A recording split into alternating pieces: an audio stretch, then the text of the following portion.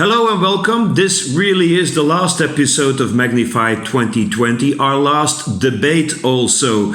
The debate will be led again by Danny de Vriend of IPG Dynamic and will tackle the topic of artificial intelligence.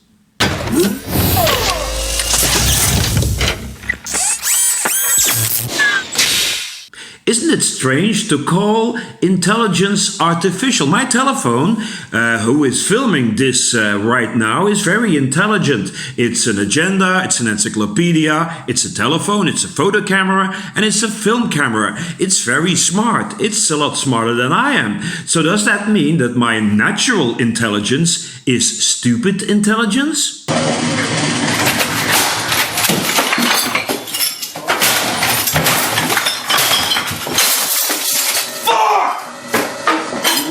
Yes, it is very frustrating. Modern machines are smarter than we are. Are these machines taking over the world or not? Well, let's start the debate. After the debate, you will see once again an ad campaign especially made for us, a Stoompa spot, we call it, made this time by Amy Odege. She's a student at the Haute École en Edo. Enjoy!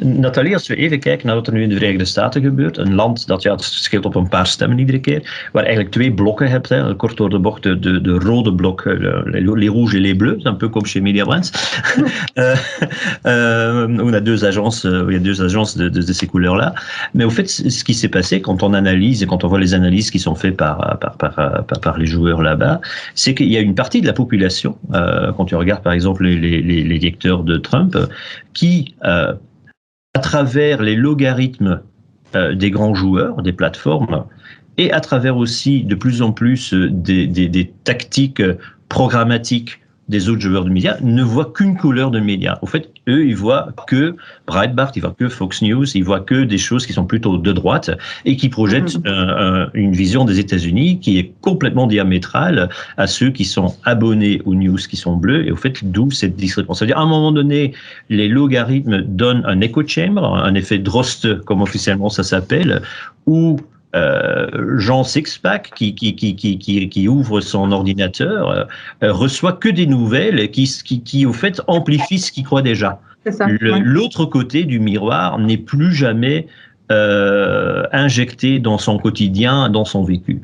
La responsabilité des agences médias et des plateformes qu'ils utilisent et les choix médias qu'ils font, ou le programmatique, les datas, des logarithmes, des robots font aussi qu'on a plus que ce qu'on aime.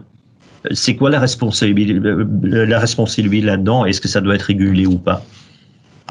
Alors, c'est sûr que ce que tu évoques là, Dany, c'est une vraie réalité. Je veux dire, on n'a pas besoin d'être exposé au cas précis des élections américaines pour se rendre compte que, oui, l'algorithme fait que si tu as le malheur, une fois, d'aller regarder une paire de chaussures sur Zalando, tu ne verras plus que du Zalando. Et tu es poursuivi pendant des semaines avec des chaussures, des robes et tout ce que tu veux. Donc oui, c'est une réalité. Je pense que c'est un point d'attention pour les marques aussi, je pense. Parce que si on regarde le consumer journey, on part quand même d'un top of the funnel vers un bottom of the funnel. Un consommateur ne peut pas considérer l'achat d'un produit qu'il ne connaît pas. Okay? Donc, si les algorithmes poussent vers les gens qui connaissent une marque et qui aiment une marque et qui engagent avec la marque de manière positive, et que de ce fait-là, les algorithmes poussent encore davantage cette marque vers le consommateur, on se retrouve avec un biais qui est quand même d'avoir des consommateurs qui sont déjà dans une certaine forme de brand love vis-à-vis de la marque qui vont être encore davantage exposés, et ceux qui n'ont pas d'amitié pour la marque, qui vont être sous-exposés. Le fait est que aussi la partie du top of the funnel, c'est-à-dire le tout premier step qui est vraiment la création de l'awareness de la marque, elle passe par des gens qui aujourd'hui ne sont soit qui n'ont pas de connaissance de l'existence de la marque ou du nouveau produit ou de l'extension de gamme que l'annonceur veut lancer, ou qui soit en ont un degré de connaissance mais très faible et que du coup cette marque n'entre pas dans leur scope de considération.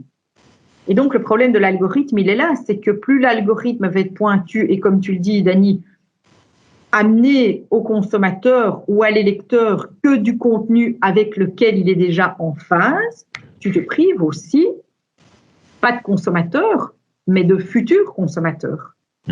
D'une partie de la population qui aujourd'hui ne connaît pas ta marque, ou la connaît peu, ou la connaît mal, et qui du coup n'est plus exposée à ta marque, ou en tout cas moins que ce qu'elle ne devrait l'être pour pouvoir convaincre le consommateur de son existence et de sa pertinence.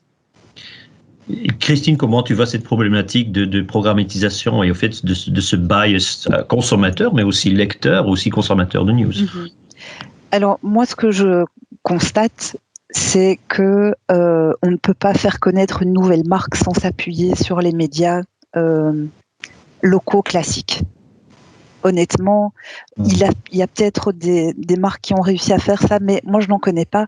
Et ce que je vois quand on fait des initiatives qui ne sont pas soutenues dans des médias offline, on n'arrive pas à atteindre le même niveau. Ça, c'est le premier point. Dans les algorithmes, on peut aussi forcer la visibilité d'une nouvelle marque auprès de ceux qui sont fanatiques d'une autre marque, ça peut se faire aussi. Mais fondamentalement, ce que je voulais plutôt dire, c'est que la digitalisation ne fait qu'amplifier un phénomène qui existait déjà avant. C'est-à-dire qu'avant, on était un lecteur assidu d'un journal. Je ne pense pas qu'il y avait énormément de gens qui lisaient 3 quotidiens tous les jours pour avoir justement cette vision confrontante ou pluraliste de l'information. On constate aussi que dans la consommation de la télévision ou des radios, ce sont toujours les mêmes chaînes qu'on regarde ou qu'on écoute. Et donc, quelque part, chacune de ces marques médias délivre aussi un contenu qui est formaté par rapport à un positionnement, soit par rapport à des convictions sociétales, soit par rapport à un type de contenu beaucoup plus entertaining qui doit satisfaire un persona de consommateurs. Donc la digitalisation a permis de renforcer ce phénomène et de le rendre beaucoup plus, plus puissant. Mais voilà, moi je pense que si on parle d'un débat de société, je crois qu'il y a aussi un rôle au niveau de l'éducation, et moi, pour moi, la question fondamentale, et elle est valable pour tous et pour les médias aussi, c'est comment faire en sorte que les jeunes ou ceux qui aujourd'hui ne consomment pas l'information parce que ça les ennuie ou que c'est pour eux quelque chose de trop difficile à faire, et comment est-ce que les médias peuvent imaginer des nouvelles manières de faire de l'information qui soit capable de créer de la curiosité, de capter l'attention des gens. Je pense que c'est un enjeu fondamental parce que oui, on est paresseux de plus en plus, et comme on a des alternatives simples et faciles qui nous permettent de penser qu'on sait, alors qu'on ne sait pas, mais à moindre effort, comment est-ce qu'on peut, via un autre biais qui n'est pas, qui ne demande pas une démarche difficile, mais de donner envie aux gens de s'intéresser aux choses, qui donne envie aux gens d'apprendre. Et pour moi, c'est vraiment ça.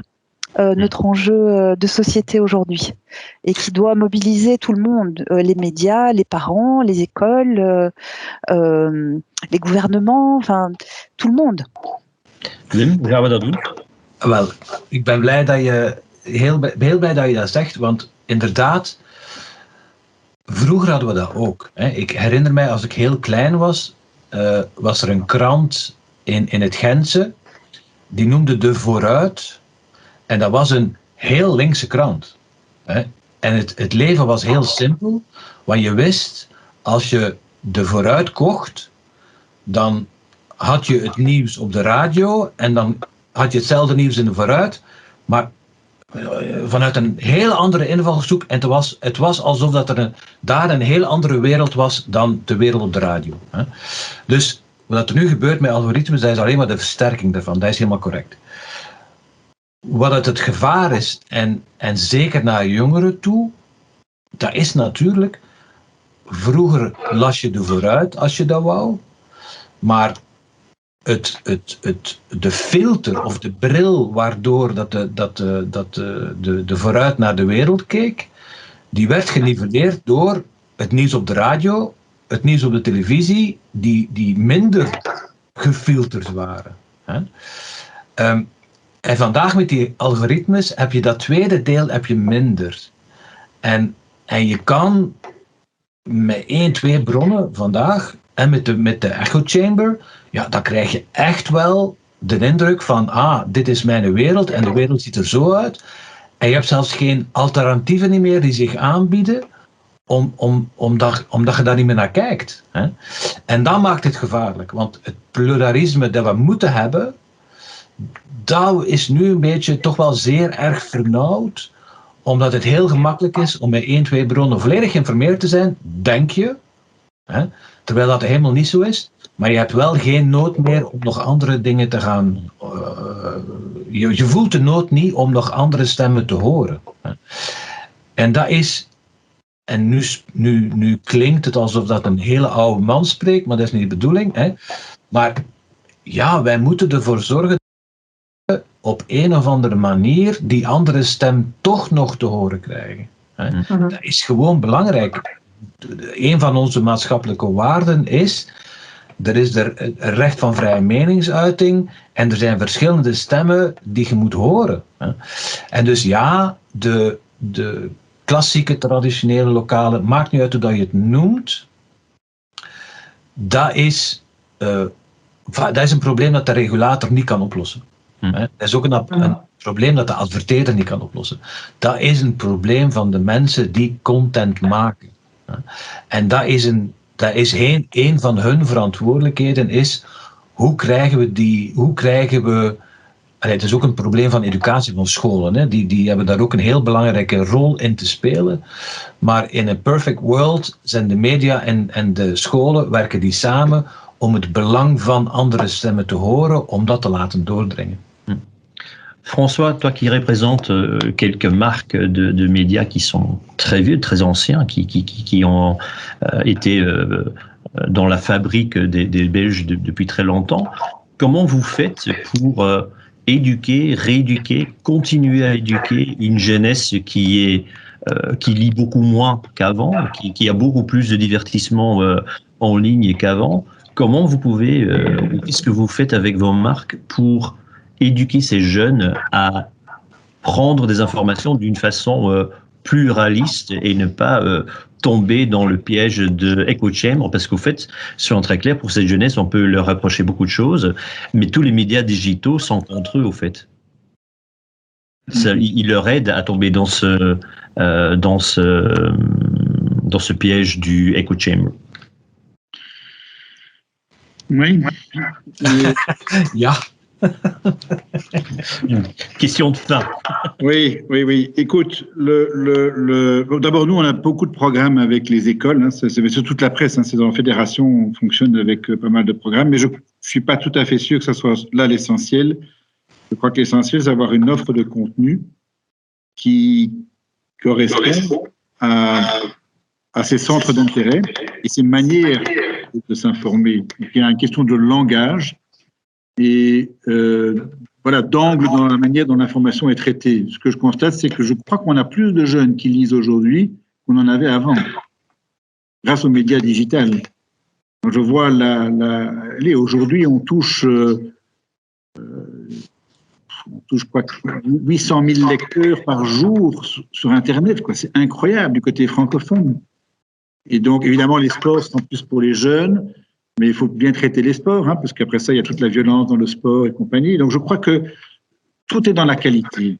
Il faut la qualité et il faut des produits qui sont bien faits par rapport aux différents segments. Et ça, c'est quelque chose qu'on approche de plus en plus parce que, de fait, on est de plus en plus segmenté. On touche, en fait, des couches d'âge de plus en plus diversifiées. Mais nous, on est tout à fait contre les algorithmes qui enferment les gens dans un monde. D'ailleurs, on a tout un système qui permettrait de le faire, mais on ne l'applique pas, en vérité. Moi, je retiens de tout ce qu'on a échangé, c'est la qualité de l'écosystème médiatique. C'est vraiment important. C'est quelque chose qui ne concerne pas que les médias, ça concerne tous les stakeholders du système. Et on doit prendre soin. On doit prendre soin de cela. Je parle vraiment sérieusement parce que quand on voit une société peut dériver à partir du moment où son système médiatique ne fonctionne plus correctement, c'est catastrophique et les effets pervers sont très nombreux. Donc c'est vraiment derrière les mots de liberté d'expression, de diversité, de pluralisme, de qualité, de confiance, essentiel. La confiance, une société où il n'y a plus la confiance, une société qui dysfonctionne et qui laisse la porte ouverte alors aux manipulateurs. Et on vient de le voir aux États-Unis. Les grands manipulateurs peuvent recevoir la confiance de quasi la moitié de la population américaine qui vote. C'est hallucinant. Et donc ça, c'est un message très fort. Tout, rien n'est jamais définitif et gagné. C'est la stabilité d'une société, vraiment, son système médiatique a un rôle essentiel à jouer, on doit tous en prendre soin. Si je peux conclure, j'entends que si tout le monde est de bonne volonté, et autour de dans ce débat, on avait des gens qui sont clairement de bonne volonté, si tout le monde est de bonne volonté, et si tout le monde prend sa responsabilité et essaie de mettre son pour le bon, pour le bien, et pour un bon purpose, peut-être qu'on va s'en sortir, on ne va pas arriver à des situations comme on va aux États-Unis pour le moment. Je vous le souhaite. Wim, bedankt. François, merci.